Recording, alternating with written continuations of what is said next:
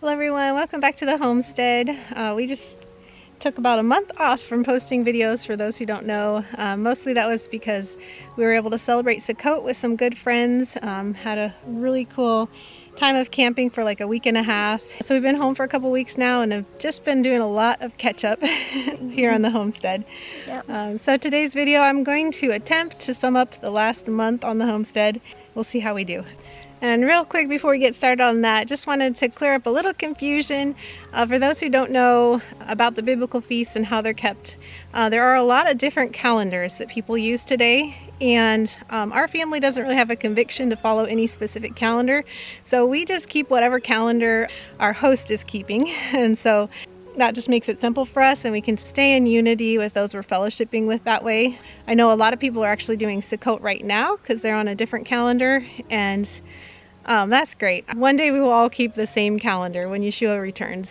So first thing, over the past month we've gotten a little bit more done on the greenhouse. Forms have been set to do the second level for our water tank tower. More windows were put in. I think that's about it. So little by little we're making forward progress on the greenhouse, which is really exciting to see. Over the last month we had our first frost as well. So before that happened, we had some busy days of harvesting. I think the funnest harvest was all of our flowers. We tried to get as many of the flowers in as we could. That was a lot of fun. I did get a little bit tired of making bouquets though. Surprisingly. I love making flower bouquets, but we had so many flowers. So the first frost is always a little sad because you go from just this beautiful lush garden, so much production and so much coming out of it, to everything looking sad and dead for the most part. Although we do have a couple things that are still going. The petunias and the mums don't seem to mind those first frosts, so that's fun to still have a little bit going on. And we did just notice that we have some lemon peppers that are bouncing back, which is amazing. So we may still get some hot peppers. And then of course there's all the fall crops that are still going because we covered those. We'll talk more about those later in the video.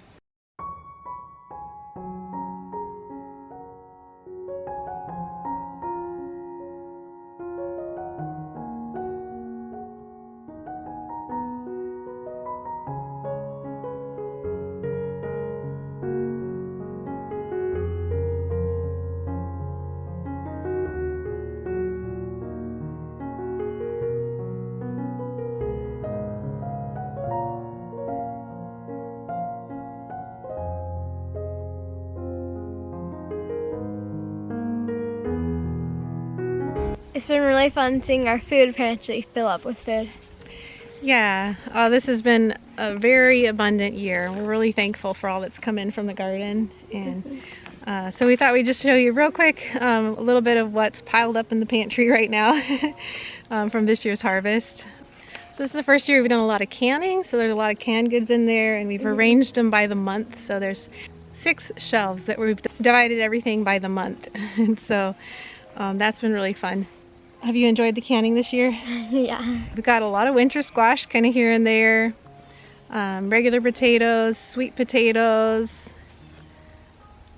more winter squash. Then we've got more regular potatoes down on one of our lower shelves. We had to use a lot of floor space this time. I don't like to put stuff on the floor, but when I have to, I do. So we've got what's left of our onions and garlic. We use a lot of both of those in our canning, but we do still have some left.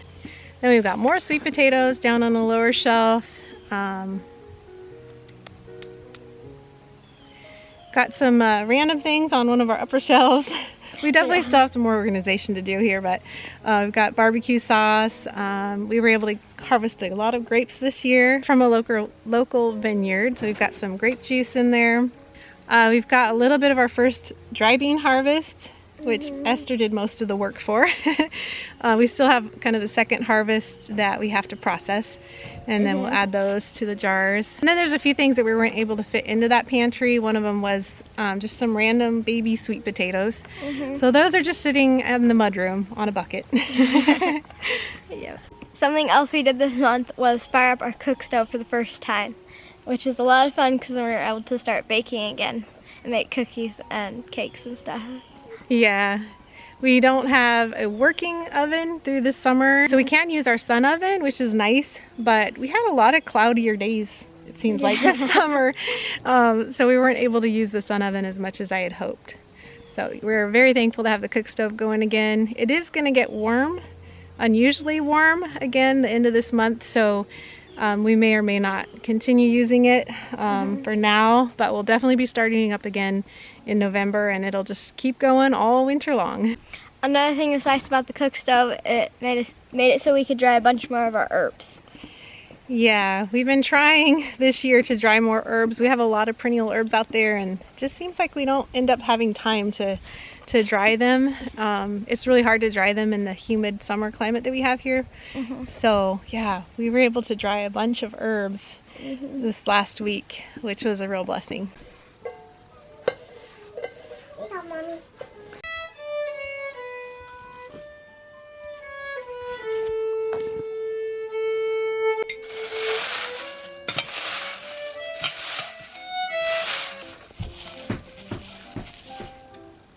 Mommy, here you go. One's up and I can reach.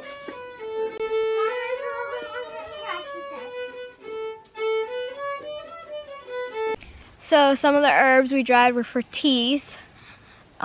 Mixed basil and lemongrass for teas and comfrey, and then we also dried oregano and basil for cooking, and ground moringa. And then I had harvested our hibiscus, and there was no room left on our drying rack, so I put it in a paper sack and kind of forgot about it. So I just got that going again after we emptied our herb rack yesterday. So that's going to take a little bit still to dry, and then we'll add that to our juicy tea, which is a mix of lemongrass, lemon balm, and the hibiscus, and then sometimes we put like lemon peel if we have that available. All right, so back to what's growing still in the garden, our fall crops that we have under cover overnight when it's going to be cold. We have the Vejiga bed that's one of the metal garden beds right beside our house, and that's got kale and lettuce, arugula, and some chard. And then we have a bed with beets, onions, and kale, and some other winter greens. Yeah, this is my first time planting fall onions, so we'll see how those do. And then beside that we have a bed with carrots, cabbages, broccoli, turnips. I think there's a few radishes in there, the daikon radishes. And this is, I think, the first year we may actually get a little bit of fall broccoli. So that's exciting. And then out in the main crop we have a bed with radishes and turnips that we've already been harvesting quite a bit.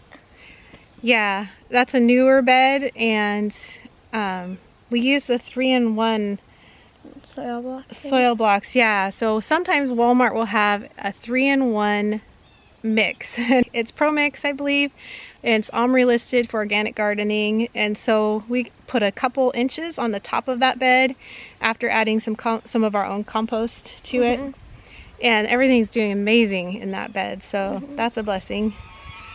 Had lots of radish and radish greens, and the turnips are almost ready, and then we did plant some more of the daikon radishes that are not quite there yet, but they'll be ready probably once the regular radishes and turnips are done.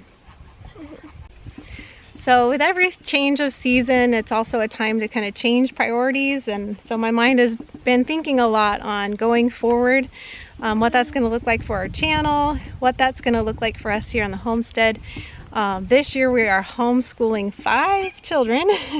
Technically our youngest doesn't have to be homeschooled, but she is really excited about learning to read this year. So it's going to be a busy winter. We do year-round schooling, but the winter time is when we do the bulk of our homeschooling because it's the time that we don't have as many projects going on. So I'm going to be busy this winter with that. We still have a lot of canning to do. We've got tomatoes and raspberries and all kinds of things in the freezer that we still need to can. I'm really hopeful to get our garden beds prepped ahead of time this year so that in the spring they'll be ready to go for planting. So those are some of the priorities for me in this changing season. If you don't see a video every week, Please be patient with me. I'm going to do my best to get a video up as often as I can. And Kip has been wanting to post some videos, Bible-based devotional videos for a while now. So if he's able, he may pop in once in a while and post one of those videos. And Caleb, our oldest, is starting a music ministry.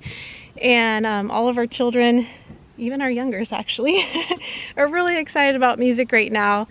Josh has written a few songs, and so there may be some music related videos coming this winter as well. For next week, I'm hoping to share kind of an overview of how our garden season went this year. Some of you might remember that in the beginning of the garden season we had some specific goals that we shared. So I'm hoping to kind of look back at those goals and see how we did in meeting them. And then we'll probably share some of the biggest things we learned in gardening this year, this season, that we'll be working into our plans for next year. So that'll be next week's video, Yah willing.